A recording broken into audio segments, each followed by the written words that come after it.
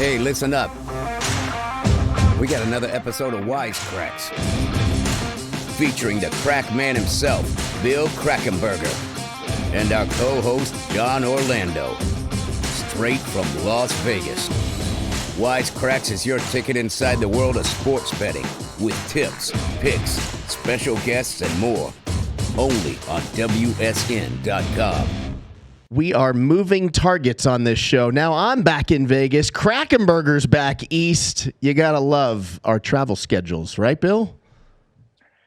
Yeah, it's college basketball time, so I have to be back here where they take bets. And not that they don't take bets on the West Coast, but you have to be you have to be practical, and you have to manage expectations. I thought I was going to be able to bet a lot more even back here. Not so much as good as I thought it was going to be. That's because they put new limits on you, kind of thing? Yeah, yesterday was one of the largest sports books in the world, multi-billion dollar operation, which I thought was going to be taking bets from me, which I've talked good about on many different shows and across media platforms, cut me to $400 max per play. So kind of bothers me. I am betting stuff that moves my way. Absolutely. Yeah. I'm betting when I bet something -4, you can guarantee it's going to not close at tip-off 4. So they don't want that type of wagers. They just want people that come in and just bet their favorite team, Duke and, Michigan State and Michigan. And, I'm betting. I could just pick one of my random tickets here. I mean, literally, I'm betting teams like Bellarmine. Bet you haven't heard that one. That's one of them. Yeah. There's, like I said, I have so many tickets here from the books, it looks like I'm getting a lot of bets in, but there was actually a lot more. There was, I think there was like 77 games yesterday. So now have all those games. All those games you're holding right there, those have already happened? Yeah. You haven't even gone through them yet? No, I've gone through them. They're graded. And yesterday was good. Crack wins was good. We opened up 8-5 for our customers. But, for the sports books and the casinos here where I get certain numbers that they can't get, it's hard to give them out. I mean, first of all, I would never give them that many plays. I probably had 45, 50 plays yesterday. So, I would never give them who has the bankroll or the credit limits to take, put that many bets. I try to give them the cream of the crop. So, but I was upset yesterday though. Listen, I said before the show to you, I am so beat up right now. I left the house here at 6:45 yesterday morning, went over to the sports books here in town. Wasn't expecting the books to be open yet, but I thought that I can maybe use some of the kiosk and stuff. And I thought the books did open it. I don't know why I was thinking they were open 8 or 9. They didn't open until 11 a.m. here. Oh, wow. By that time, 11 o'clock, a lot of the value has gone off the market. We're not the only, I'll call it sharp, wise guy group in the world betting is the Crack Wins guys and Krackenberger. There's 5 groups that are sports betting syndicate groups that are out there battling. So it was frustrating a little bit. I think on one list, I think I went 29-19 on one list, which was good. That's good. I'll take that any day. You kidding me? Winning 8 units I'll take that any day. But on another list of the totals, we actually went 8-10. So the totals, which are normally pretty strong, we actually lost some money. But for the day, I won a few bucks. That's all I'm looking for. Looking to grind on volume. And like I said, I'm glad for the Crack Wins guys that we give out the right ones, give out the winners. So I love that you're just so open and honest about. I mean, I probably sound like a broken record because I bring it up a lot, but I see so many guys that supposedly do what you do on Instagram and Twitter with these nonsense claims, and it's just, some of them are friends of mine too. And it's just like, man, come on, like, who believes it? But people believe it. I like to see if those guys. Now, I'm just going to show you I like to see if those guys can, have literally thousands, 2,000, 3,000. I'd like to see any of those guys show me they bet their own money on this kind of stuff, though, too, and bet. You don't have to bet the amounts of money I do, but I'd like to see if they could, these guys do that, because most people on Twitter and most people that are in social media platforms, they're all charlatans and snake oil salesmen, and they're selling things that they don't even do. They don't even bet the games. Right. There's so many media people out there that are giving advice on games across so many platforms. It sickens me when I see people giving out picks and they don't even bet their games, or maybe they bet menial money on it because they don't win. Right. If they win, they'd be betting more money on things than $5 or $10. And not making fun of anyone that bets anything low. I started out betting very low money on games, but I just know because of these platforms, there's just so much bad information out there, and I just hope people don't get sucked in by it. Yeah. I'm curious, you said that they knocked you down to 400 a game. In a perfect world, what do you want to be able to bet per game? I mean, you probably want it unlimited, but I mean, what would be a number that you're like, okay, I can live with? You know what? I guess I can live with a dime, $1,000, but I want much, much more than that. You understand? And I'll just pick a random ticket from the pile here. All right. So I have one game here. Oh, of course you would pick a loser. Anyway, $1,000. It's $1,000 bet. So you look at $1,000 here and you think, okay, you got $1,000 on this game. And if I have a 5% edge on my bets, 5%, which I don't, by the way, it's 3%, 4%, maybe 5%, but probably not. That I'm going to say I have a 5% edge. That $1,000 here doesn't represent $1,000. It represents 50 grocery dollars, $50. So the sports books, they automatically think, oh my God, $1,000 he's bet. It doesn't mean that. It means, like I said, these are totals. I went 8 and 10 on totals yesterday. These are, even though I won for the day because of some really good sides, they're so scared of things that it's built up in the media so much. It's not what they think it is. I want to see some of these guys that work for these sports books go out and try to make a living betting sports like me. Instead of being the scarecrows that they are, because that's what a lot of them are. It's almost like walking in and seeing a scarecrow when you walk into they're trying to scare you off from making bets, someone like me, instead of taking the bet and getting the information, gaining the knowledge, and moving the number. It's really overblown. The edge is not what they think. Trust me, it's not. But over volume, over time, absolutely. Do I win and make money? Yes, I do. But you can win as a sportsbook director or operator by taking a bet off me and moving or over-moving your number. Right. That's all. You might actually win more, right? I mean, right. If I'm a winning sports bettor, yes. They're doing themselves a disservice rather than making you the enemy, right? It's like keep your enemies close and you're right. Like they need to keep you closer. Yeah, it's really frustrating when you have a day, and then it's funny, John. A lot of the bookmakers actually won't even take bets till like I said till 11 a.m., 8 a.m. East Coast time. That's just let's just bet, move your line. Just take a bet, move your line. There's no old school bookmakers left, few and far in between. Only a couple guys in Vegas there even taking bets, and we got guys that put up lines like the Circa, offshore, the sportsbook Chris. Everyone copies off them. It's real simple. Those two people put up lines, everyone else copies. There's no bookmakers handling the lines. They're copying those lines. That's all they're doing. They're moving when they move. They're not taking bets even. They just see a line move, bang, they move because they move.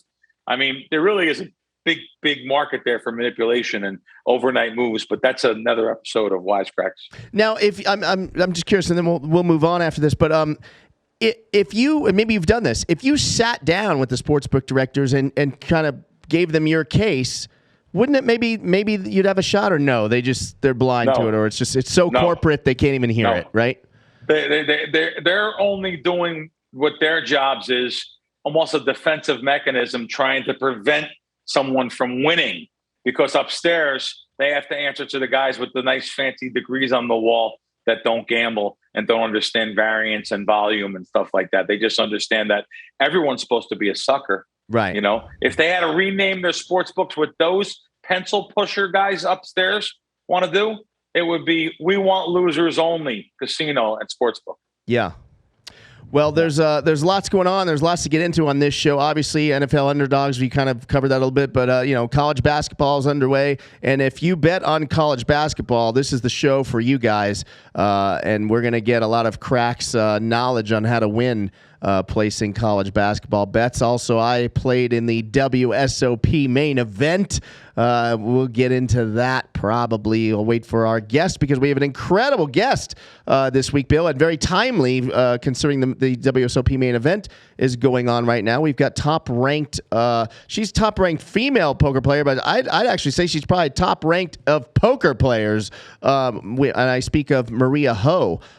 She's also she went into the Women Poker Hall of Fame inductee.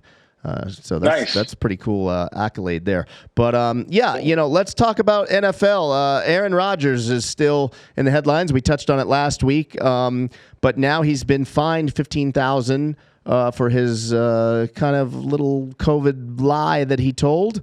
15 grand as a fine for a guy that makes, I don't know what he makes. What does he make? 10, 20 million? 40, 10, 20. Oh, 40. 40. Okay. So 40 million a year. That's like fining Bill Krackenberger $20, right?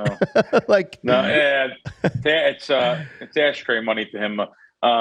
As one of our producers said, I like it. Yeah. So in the court of public opinion, he's been vilified. I really don't have any say on all this stuff, to be honest with you. They wanted us to talk about it a little bit, but I really don't have any giant. Listen, the guy, I guess, has a right to his own opinion. He probably shouldn't have lied about anything, but now if I'm a Green Bay Packers season ticket holder, I'm probably upset. But if I'm a football fan, I'm probably upset. My allegiance and my thing and my money's to my bankroll. So it doesn't make a difference to me really what either side here. I never get political. I never get on the side of either one of these things. I just want to know what the line is next week and what Jordan Love is. Can he back up, Aaron Rodgers and play, or can he not? Looks like the first week he couldn't. So, right. Well, anyway. Also, Beckham, you want to get on? Yeah. OBJ is a free agent for the first time in his career. I was kind of surprised by this, but I don't know. Seems like he's always involved in controversy and drama. Here you have a guy that's a very good athlete, he's involved with drama. I'm not getting the ball, and his father's saying he's not getting the ball. I mean, the guy brings in his father to start crying up for him. I mean, can he speak out for himself? I mean, we know he could speak out for himself. Everyone's father and mother would have reason to complain that their son or daughter is not getting enough airtime and catch time and action in any sport they play. So it's kind of crazy, but hopefully he goes to a team. He wants to go to Seattle. I guess hopefully he goes to a team where he gels well and fits well and can perform back on the field to his level of talent. Yeah, it's crazy. I got a text from Marcus Allen either yesterday or the day before yesterday, and we were just talking about, I won't mention all the names of the players, but I mean, they're all in the news. But, just these different players that are just getting into trouble this last week or two. Specifically, it's been, especially for the Raiders, has been really rough week for the Raiders between the DUI and now this guy with flashing the gun on the video. Did you see that? No, I heard about it. Yeah, I mean, it's just people. These kids with these monies and no common sense and decision-making skills, they're throwing all this money out of college and they've been, I guess, everyone has had almost the syndrome, the four-wall syndrome there, staying in your house for a while. And, you maybe just act out, look to cry for a little bit of attention. And unfortunately for a couple of these guys, they've hurt some other people's lives and canceled I'm sorry, actually, in the Raiders case, they ruined the family, the guy. It's really a shame. And hopefully these things work out for everyone as to the most that it can anyway. But Marcus Allen, great former guest of Wise Kracks, friend of John's, and we appreciate having him on. I almost feel like we should maybe make geometry class an elective and make some of these other classes that you're probably never going to use in your life. Let's get rid of some of those classes and let's just teach these kids life or something in school, or how to social conduct classes or something. I don't know. It just seems crazy how these young millionaires all stumble. Maybe these refs on the field drive me crazy too. The Monday night game, in Pittsburgh, one of the worst refereed games, one of the worst called games actually. I'm talking about from the announcer standpoint. I put a tweet out there on Twitter. I got over 26,000 full views already. About they tied up the game at the end of the game, Chicago, and they were going to kick the extra point. And they got a penalty in their favor, moved them 5 yards closer. And the announcer's like, well, maybe they should go for 2 here. It's a good option. The game's 26-26. There's a minute left. You're going to go for 2? I mean, I don't know. How do they pay these guys the money they do? I mean, listen, anyone can make a mistake. I'm not saying that. But sure. Just some of the stuff I hear throughout the year on these primetime games with these guys are just insane. So they're having some problems. The refs, there was a problem. There was some thing there. The ref, Tony Corrente, they said, "Oh, you may have bumped the guy on purpose." It looked like he did to me. No, did you see the video? Maybe I did. It's been some horrible refereeing overall. There was another game the day before. I think it was the Rams game. There was another game that was pretty bad. So you would think with instant replay you wouldn't have these problems we'd run into, but it happens. So now the bettors last week took a beating in the NFL. Oh God! It was the day of the underdogs, right? Sportsbooks totally crushed people. A couple weeks back, I was making fun of the directors for saying what they did. Well, if any one of these players this week, if you're betting on credit, you're probably hiding under your bed right now from bookmakers. These sports books cleaned up last week. The bettors just took an absolute beating. Look at the games that lost outright last week. Of course, starting with the biggest upset of the week, the Rams, 14.5, 15. I'm not the Rams. The Buffalo Bills, 14.5, 15-point favorite, losing outright to Jacksonville. I mean, that's just like the best team in football versus the worst team in football. Right? How does that happen? Even myself was probably pretty shocked by that and surprised. There was just so many underdogs covered in 9 of the 12 games. 7 of those underdogs won outright, including the 2 double-digit, like I mentioned, Jacksonville, and the other one was over your Cowboys. Sorry. Wow, did you just say Broncos. 7 of those dogs won outright? That is just incredible. Yeah. Also, Titans won as a 7.5-point dog to the Rams. That knocked out a lot of the last longers or survivor pools. I know in Vegas we started out with 4,200 people. We're down to about 500 in the big one, which I still have 2 entries somehow. Wow. Amazing, actually. It really is. I had Pittsburgh on one and Kansas City on one. Really amazing that I survived. Kansas City's terrible. If they weren't playing that Aaron Rodgers list team, I think that I probably wouldn't have picked them then on the survivor. So I might have went with one. I might have went with one of the other teams. But my other choices was going to be Baltimore. And Baltimore, they won in overtime. They were losing the game outright to Minnesota too. So this just follows the any given Sunday thing we always talk about. And it's like a broken record. I say it all the time. Yeah. Cowboys too. Dak Prescott comes back. Yes, Dak comes back. It's these places are like the BetMGM sportsbook director is one of them that said publicly it was probably their best weekend ever. So right. This was a giant week for the sports books, a terrible week for the fans at home. But then again, I've been talking about this all year. In the beginning, I was talking about when the primetime games went 6-0 to the over. I said things are going to return to the mean. We're back to 14-12 now. So and that's what's going to happen in the NFL. So I'm not an NFL side bettor too much, but I'm not looking to lay any double digits in the NFL. Even though they were hot at first. It was the double digits favorites and stuff. And all these people that put the money lines together this week, and oh my God, it's amazing. These people that use money line favorites in their parlays thinking it's stealing money. Yeah. Well, usually if you lose one, you lose it. Well, this week there's like 4 or 5, 6, or even 7 that, like we said, all these games lost outright. I mean, you guys, when are you guys going to learn? Yeah. Stop betting public way. Stop betting like Joe Public. Put yourself on the bookmaker's side. Just think outside the box. Think what the bookmaker needs. That's all I can say. My dentist sends me messages every week of his winning parlay tickets.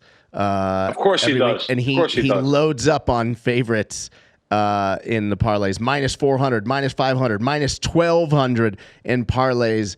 And I did not get a text from him this last week of a winning ticket. Yeah. No, there was some guy yesterday in the sports book that bet. I think he bet $50,000 to win 700. I saw that. Yeah, you seen that? Yeah, 50,000. I seen it on Twitter. I think he won 700. Yeah, it's 750. I think to win 750. Gonzaga, which was a 40-point favorite in college basketball. Honestly, if the 50,000 doesn't mean a lot to you, then I guess you want to pick up dinner money. You could do that. Right. But that's called bridge jumping in my arena. I'm never betting anything like that because anything can happen. I mean, of course, a 40-point favorite is supposed to not lose 98% of the time. So, but I mean, I'm just saying anything can happen. What's the most you are willing to go? Minus what? Oh, I don't bet. I'm not betting no money lines. Never. No, I'm betting. I'll bet minus maybe.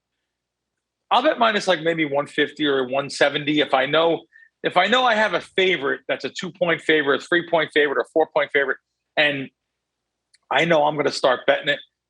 Well, then I absolutely know that line that was 150 is going to be 180 or 190. So by implied odds, it's mathematically worth it to bet that favorite. Even if it's laying 2-1 and it's going to be minus 250, I got the best of it laying 2-1. But I don't like laying those kind of numbers. Right? I'd rather just bet the points than start laying all sorts of favorites because the juice gets wider and wider as the favorite goes up more and more. Right. Okay. Well, Bill, I'm excited. We're going to introduce a new segment this week on the show that we're going to do every week. This is our hot take segment. Okay. I'm going to ask you a question, and you're going to give me like a rapid fire answer, and then you're going to do the same for me. I'll lead off here. A question I've got comes from one of our listeners, actually. How do prop specialists mix up their bets to avoid getting kicked from the book? If you give props to one sports book, all props, they hate it. They really do. They get not all of them, but a lot of the sports books, they don't like. They see your account and they flag it for just props. You have to mix it in. You have to mix in, even if you're mixing in NFL, Sunday Square NFL, laying 7. Just look for a 7.5 on the other side. It's not really worth anything. It just looks like you're betting NFL. So maybe you bet, minus 7 3 or 4 times in the book for the same exact amount that you'd bet your props for on each bet, even though it's the same game. Sometimes they don't even look at that. They say, "Oh, he's betting NFL here." But bet a couple games and come back the other way. I don't like middling games, but what you're doing is you're giving them cover. You're giving a little diversion to get long-term use out of a sports book, bookmaker, or a bookie. So yeah, give a little bit of diversion. Okay, very good. And now I have to ask you something. Yeah. All right, UFC specialist. What do you think about this Conor McGregor fight coming up with Chandler? Who wins? Well, I'm a big Chandler fan. Chandler just had a war that he lost against Gaethje last Saturday. But with that said, I always go with the king, Conor McGregor. Conor McGregor wins that fight. I'll tell you exactly how. He wins it round 1, Bill Krackenberger. As Chandler's coming in, Conor, the master at range, is going to take a step back and KO him with the left. You can bet a big stack of hundreds like this. McGregor wins that fight. Good deal. John with the Fugazi money on. You like the Fugazi money? Yeah. Well, listen, people out there in TV and podcast land, be sure to download the Crack Wins app. It's on Apple or Google Play, and you can start winning now. NFL, college football, golf matchups, the NBA, and Bill, college basketball's back. Tell us about it. Well, yeah. So I'm glad we started out with a winning day, because we had so much volume. I hate giving out so many games, but I try to give all the guys everything that's really good. So 13 games I give out yesterday. And I mean, there were 77 line games. So we started out 8-5. I'm really happy. Crackwins.com and the Crackwins app. We're really happy. I'm really proud of that.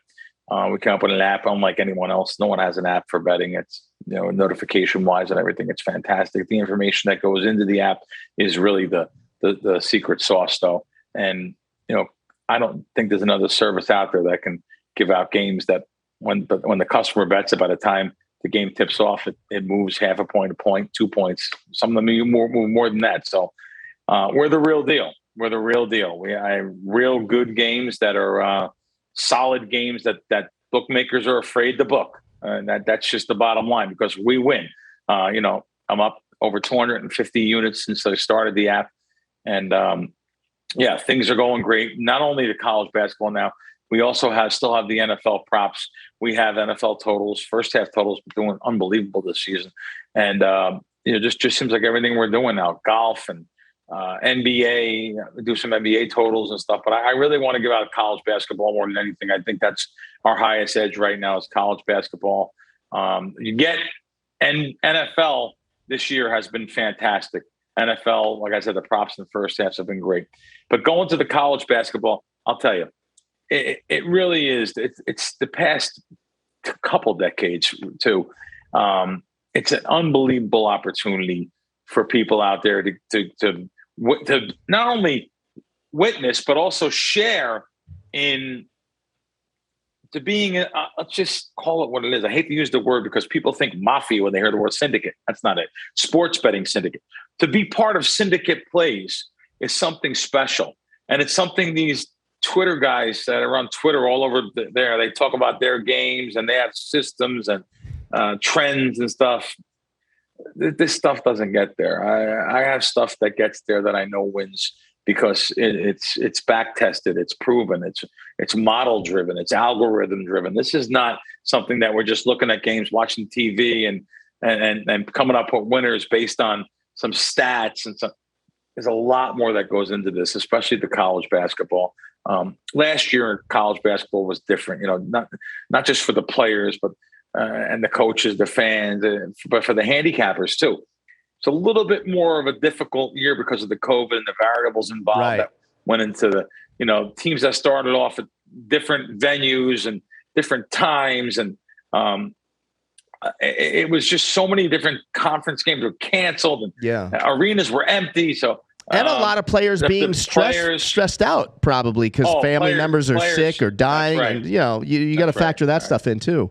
I've brought it up a couple times before on the show. I am going to, with his permission, I'm going to record my buddy Johnny Cocktails going off on how incredible you are, and I want to play it on the show. I'll get his permission. I'm telling you, he called me last night. I don't make this up, Bill. That's why I say I want to record this. I'm going to record him and then tell him I recorded him and get permission, okay? But he literally calls me last night. He's like, Johnny boy, Crack is on fire. He's having a monster month. This month's been great. Yeah, he's John, I have such ADD. I don't even remember I know we've had a really good month. I don't even know who your friend Johnny Cocktails is. Yeah, he subscribes to me. He subscribes to you. He does like the premium package or whatever. Yeah, good. He's very very happy. Yesterday. Yeah, good. We do a lot of the FCS games. I don't do a lot of. I know Duke played last night, and the Michigan States are playing. I really don't do a lot of those games. These games are the ones that are more have a magnifying glass and are more under our microscope, I should say, with the ESPN kind of crowds and the ESPNs of the world. They're kind of beaten down. The line maker gets a pretty good line. Not all the time. I will bet them from once in a while, but I'd rather bet those teams like I told you before. I'd rather bet those smaller schools and the teams like the FCS and FBS. This goes for football and basketball, really. I mean, there's 130 FBS college football teams. There are 351 Division I basketball teams. Just think about these. It translates into literally an average of over 175 games on any given week. These aren't the games that are being followed. With 351 teams, how can any sports book, even the originating sports books, How can they set like a Fairfield Marist line on a Tuesday night? Or better yet, I'll use a busy. Yesterday was Tuesday with 77 games. I'll use a game like games like a Saturday where they have cross sports. They can't get those lines right. They just can't get all those lines right. So we concentrate on those lines, and we have a really good success rate at this little thing of ours. That's incredible. Yeah, because they focus on Stanford and UCLA and USC, right? Notre Dame, Duke, right? The big names. Yeah. Now, I do have some other points, though, too, John. It's not only just those games and stuff. The bankroll management's a giant thing, and I talk about that all the time. Like I said, I'm a broken record when it comes to this. You literally have to bet within your means, and you can't just fall into any traps of getting out at night because maybe we had a losing day. You got to keep your bets the same too. It's very rare while I, bet more on another game or anything. You could put yourself on tilt here already at the beginning of the season. So bankroll management is definitely a big key. I don't like really talking about this. This is a little secret thing here. I'll buy on some key numbers in college basketball where I'm not really a buy guy on other sports. College football, maybe the 7. NFL, if you can buy the 3, but I really don't do much NFL betting. I'm looking to steal. I'm not looking to work. And the NFL, like we talked about, look what goes on here. Any given Sunday, anything happens here. You get a better grasp of they have a better grasp of the lines in the NFL than they do, especially on college basketball. Take it a step further, especially on these teams, like I said, like Marist and these little schools that they may be big schools for their area, but they're little schools in the college basketball betting world anyway. So anyway, that's just some of the things. I'll give out some secrets there. People will know when I send games on the Krackman's app. They'll know what numbers to buy to. It's not too often, but there is definitely a buy factor that I like to buy to in college basketball.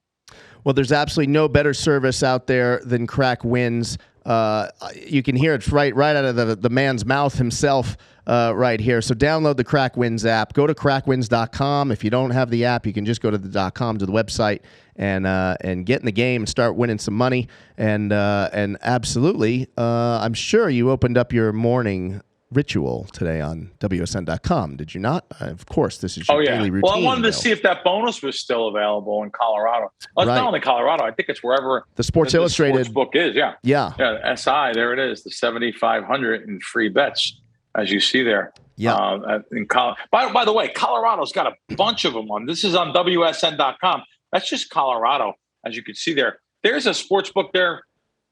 I never heard of it. I apologize. Twin Spires Sportsbook. I never heard of it. There's a couple sports books on there. $1,000 risk-free bet, PointsBet, DraftKings, BetMGM, the Caesars one, but the 7,500, boy, that is just such a nice sports book. You click on New Jersey. They're not in Jersey, but Jersey has a lot of other ones that they don't have though. So you have to check on the jurisdiction. But WSN.com. All your information there, right in the palm of your hand for bonuses. I always go there for that.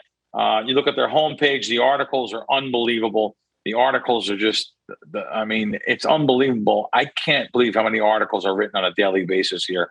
And then you have the industry news, finding out what's going on in the industry, your jurisdiction near you. Some of these places don't open. When they say they're going to. New York just got a big ruling yesterday. They named all the sports books that are going to be in New York at a 51% tax rate, by the way. What? It's unbelievable. There's no jurisdiction. When Pennsylvania opened, I think they opened at 34%. People went crazy. This 51%. Obviously, the sports books that are going to New York are going there for one thing, branding. So to have a New York sports bar that's run by DraftKings or an MGM sports bar, okay, maybe you're going to make a lot of volume and maybe you will make some money. But when you're giving 51% of that away compared to most jurisdictions that are like 10%, that's just an amazing shakedown. I can call it that. Yeah. Shakedown going down. New York, known for the shakedowns. Doesn't stop them at sports books, that's for sure. Wow. That's really crazy. Yep. So again, WSN.com, check it out. all the articles there, including the ones on New York and every other jurisdiction, and just in the industry in general. All right, Bill. Well, it's that time, or it would have been that time to introduce our guest, but unfortunately we're having technical difficulties. She's just got no reception. We tried Wi-Fi, we tried it all, and we couldn't connect. We heard her voice for a brief minute, and I speak of Maria Ho, but we're going to have to reschedule her for next week. Yeah, no problem. I mean, she's in a high rise, and the high rise that she's in, she's up so high and looking over Las Vegas, but there's bad Wi-Fi, and her phone only has one bar, which I understand. Yeah. Up on the 31st floor, I get the same problems happening. Even anywhere. You go to any of the buildings in town, I have terrible reception. Some of the casinos, some of the hotel rooms. The Wynn, I lose my phone altogether when I go on the Wynn. I can't even take a phone call. So, but it matters if you know what service you have, what provider you have. Yeah. And so we'll get her back on. She'll maybe have some better stories too. She'll probably have a better week of grinding. The World Series. She'll have a better either way. Right now, she already has a better story about her main event than I do. I played in the main this year, Bill Krackenberger, and it didn't. What wound up happening there? You didn't tell me. So the day before, there's several day ones for the main event because there's such a large field. So this year, I believe there's 7 day ones, with the final one being yesterday, November 9th. So I played on November 7th, but on November 6th, I don't have the $10,000 to buy a seat into the main event, Bill Krackenberger. I don't roll like that. I thought you just had a pack of money on the table. Yeah, I tried. So what did you do? I tried to pay with this pack of money, and I got arrested. Yeah, exactly. I want a satellite, or did you have your buddies buy in? Okay. No. I won a satellite, but I entered in a bunch of them and just kept coming up short. And I remember I even sent Vanessa a text, and I said, it doesn't look good. I don't think I'm going to play the main this year. It doesn't look good, and I was really deflated, and I was very unhappy because it's fun for me. I want to play in that one. It's the big one. We all want to play in it. Those of us that play, and I took one shot at a Hail Mary to try to win one more satellite, and I actually played a single table satellite just to try for $270. Or $275 actually, where you win $2,500 in like promo chips. They're not worth any cash, So I won that one, and then I played in it again, and I won that one back to back. So now I had $5,000 of promotional chips, and then I was like, screw it, let me just give it a shot. So I played the $500 with one of those promotional chips. I played the $500 sit and go. Where you get $5,000 for first, and I won that back to back, 3 single table satellites in a row, and I was high on life. Won my $10,000 in promo chips to buy my way into the main event. Bought my way in, and if you remember, I wasn't doing the show yet with you, but in 2019, same thing. I won my seat the day before. And I lasted 20 minutes in a very upsetting, awful 20. You're already laughing. Look at you. It's hard to do. Yeah. Hard to do. Yeah. 20-minute main event.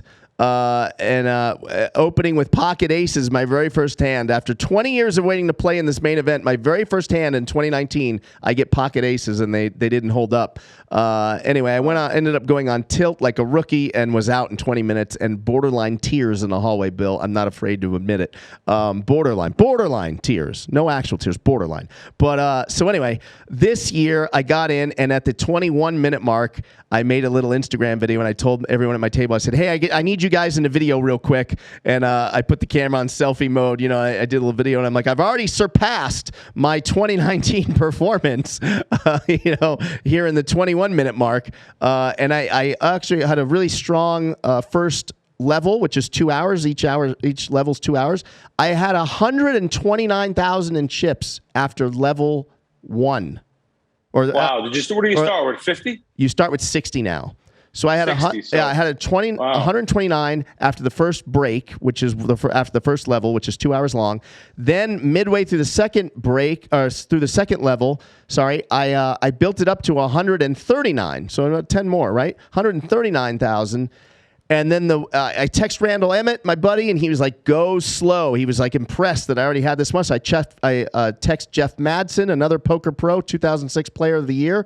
And I said, hey, I have 139,000. He was like, wow. He's like, all right, just, play tight. You're in great shape. You basically, I could have folded my way to day 2, Bill Krackenberger, but of course, I didn't fold my way there. I played maybe too many hands, or I don't know what I did. To be honest, I probably need Maria Ho to help me figure this out. But I was out shortly after the dinner break, and it was very upsetting. Out. Jeff Mattson, great player. His advice was to play tight there that first day, though. Yeah.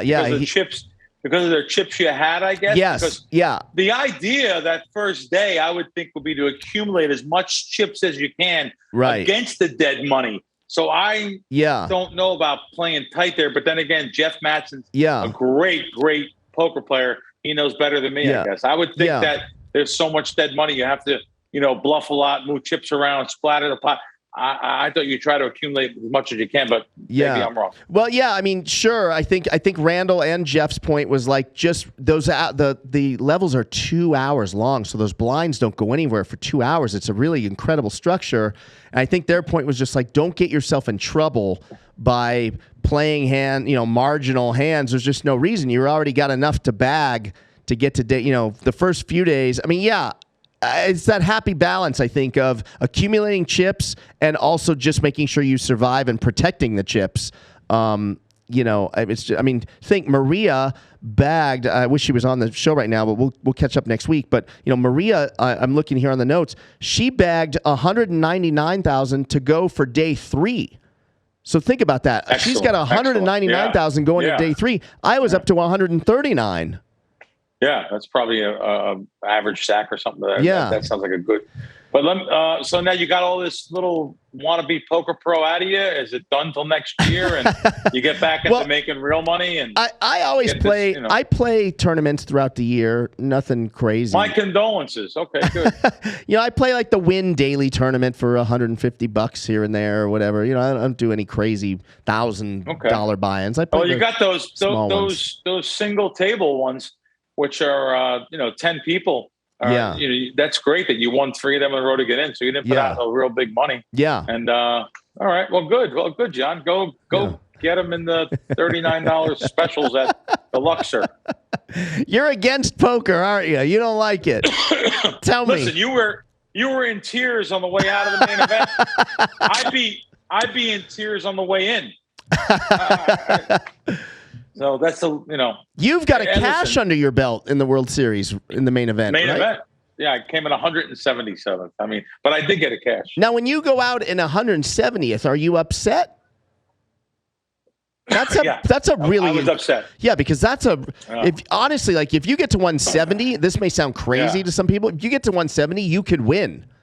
I mean, you know what I mean? I was upset. Yeah, I was upset. There was this is back when there wasn't this many players. There was like 6,000 players when it happened. Yeah. I think there was 6,000 this the year that. Who was the guy with the crazy glasses? I think he won. That's the year he won. Chris Moneymaker or no? Greg Raymer. Greg Raymer. Greg Raymer. Yeah. So he went out before me in day 1 for whatever that's worth. Okay. Yeah. Great poker player. Great tournament player. Yeah. But anyway, So of course I got upset. I'm just teasing you with the poker thing. It's just just fun to pick on you. I like it.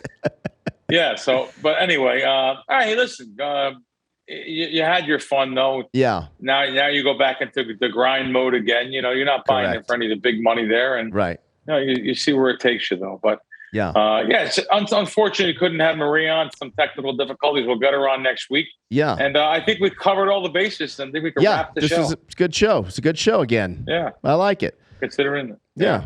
Good deal. All right, guys. Well, listen, thanks for watching, and we'll see you next week on Wise Kracks.